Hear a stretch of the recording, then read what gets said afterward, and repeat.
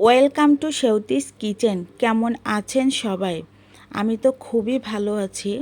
আর তারপরও আজকে শনিবারের একটি দিন, বাচ্চাদের স্কুল বন্ধ, সকালবেলাও কোনো ঝামেলা নেই, কিন্তু তারপরও রোজকার রুটিনের মতো সকালের নাস্তা, দুপুরবেলার রান্নাটা তো থেকেই যায়।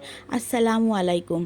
এই তো দেখুন, আজকে সকালবেলা কোনো রকম বেলাবেলির ঝামেলা ছাড়াই এইভাবে একটি চাপটি বানাবো। অনেকে এটাকে চাপটি, পিঠা বা রুটি, যে যেটাই বলতে পারেন। খুব অল্প সময়ের ভেতর কোনো রকম পরিশ্রম ছাড়াই এটি তৈরি করা যায়। আর এই দেখুন, আটাটি গুলিয়ে লবণ দিয়ে তারপরে পাতলা করে ডো করে, এই তো দেখুন, একটি ফ্রাই প্যানে এভাবে দিলেই, ফ্রাই প্যানটা ঘুরিয়ে নিলেই এই চাপটি বা পিঠাটি তৈরি হয়ে যায়। আর সাথে যদি এরকম ডিম পোচ হয় তাহলে তো কোনো কথাই নেই। সকালবেলার নাস্তাটা খুবই দুর্দান্ত হয়। আর বাচ্চারা এরকম ব্রেকফাস্ট খেতে খুবই পছন্দ করে।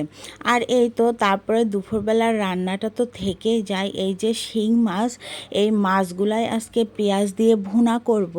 তা এই তো এখানে পেঁয়াজ এবং রসুন বাটাটা ভালো করে তেলের উপরে নাড়াচাড়া করে মাছগুনা দিয়েছিলাম। আর এভাবে বেশ খানিকক্ষণ আমি মাছটা কষাতে থাকবো। আর এভাবে যদি শিং মাছ ভুনা করা হয় তা খেতে খুবই মজা লাগে। এই তো এখানে আমি 1.5 চামচের মতো মরিচের গুঁড়া, 1 চামচের মতো হলুদের গুঁড়া এবং পরিমাণ মতো লবণ দিয়ে ভালো করে মশলা দিয়ে মাছটা কষিয়ে নেব। আর অবশ্যই মাছটা কষানোর সময় হাঁড়িতে যাতে লেগে না যায়, এই জন্য হালকা একটু পানি দিয়ে দেব। তারপরে মাছটা ভালো করে কষিয়ে ঝোল দিয়ে দেব এবং জিরা, এলাচ বাটা, সাথে একটু পেঁয়াজ বাটাও দিয়ে দেব। ঝোলটা উতলিয়ে যাওয়ার সময়, ঠিক এই সময়ে কিছু টমেটো আমি এইভাবে দিয়ে দেবো। আর এইভাবে মাছ ভুনাটা আমি এবং আমার বাচ্চারা খেতে খুবই পছন্দ করি।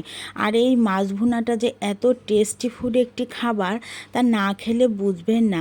অবশ্যই এভাবে বাসায় একদিন এইভাবে মাছ ভুনা তৈরি করে খেয়ে দেখবেন যে আসলে মাছ ভুনাটা খেতে কত সুন্দর হয়েছে। আর যে যেখান থেকে আমার এই রান্না দেখছেন অবশ্যই কমেন্ট বক্সে জানাবেন, তাহলে আপনার কমেন্ট বক্স থেকে আমি আপনাকে রিপ্লাই দিতে পারবো। তাছাড়া অবশ্যই লাইক, কমেন্ট, শেয়ার করবেন। আর যারা ইউটিউব চ্যানেল থেকে দেখছেন অবশ্যই তারা সাবস্ক্রাইব করবেন। আর এই দেখুন, এখানে কিছু বেগুন নিয়েছিলাম রান্না করার জন্য।